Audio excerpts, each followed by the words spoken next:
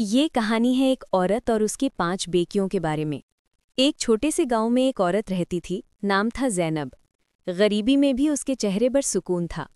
लोग उसका मजाक उड़ाते कहते, अरे ज़ैनब, तेरी तो किस्मत ही खराब है, एक भी बेटा नहीं, 5 बेटियां। ज़ैनब मुस्कुराती और कहती, अल्लाह ने मुझे मेरी रहमतें दे दी हैं, तुम्हें बस उनका मतलब समझ नहीं आया।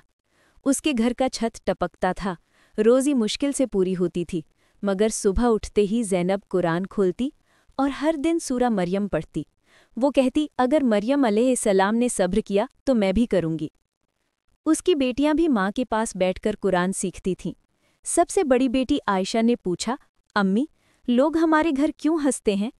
ज़ैनब ने मुस्कुराते हुए कहा, जब लोग हंस रहे होते हैं तो अल्लाह तुम्हारा सब्र लिख रहा होता है बेटी।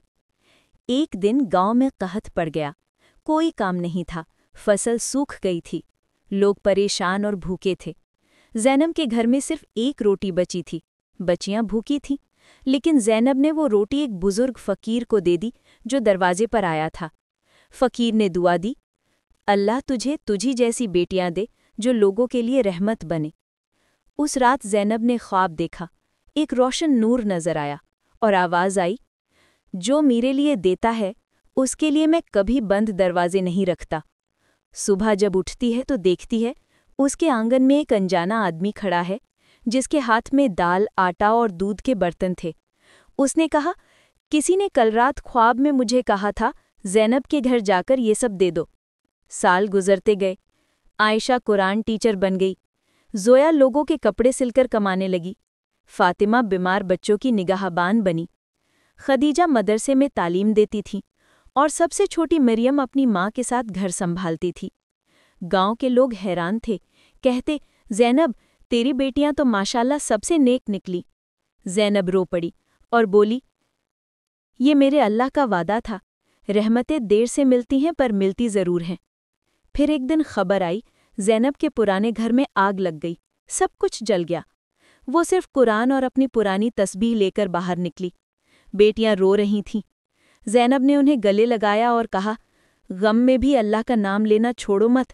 आग घर को जला सकती है लेकिन ईमान को नहीं। उसी दिन गांव के लोग, जिन लोगों ने कभी उसका मजाक उड़ाया था, मदद करने आ गए। किसी ने छत दी, किसी ने कपड़े, किसी ने खाना। सब ने कहा, ज़ैनब, तूने सब्र और यकीन से हमें ईमान का मतलब सिखा दिया। सालों बाद जब ज़ैनब बिस्तर पर थीं, उसकी बेटियां उसके पास बैठी थीं। वो मुस्कुराई और बोली, मुझे दुख इस बात का नहीं कि मैं जा रही हूँ, मुझे सुकून इस बात का है कि मैं रहमतों की दरमियान जा रही हूँ।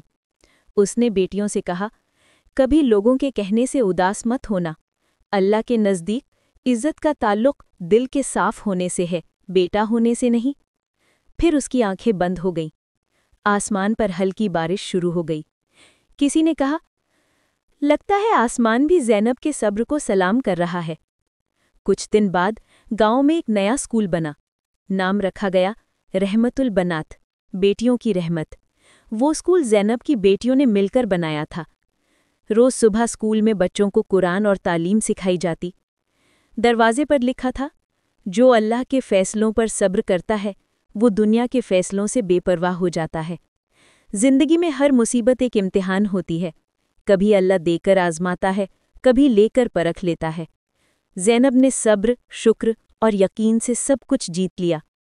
इस कहानी से हमें ये सबक मिलता है, बेटियां अल्लाह की रहमत होती हैं, उनका फ़र्ज़ नहीं, उनका फ़क्र बनो, और सब्र करने वाला कभी बेनसीब नहीं होता।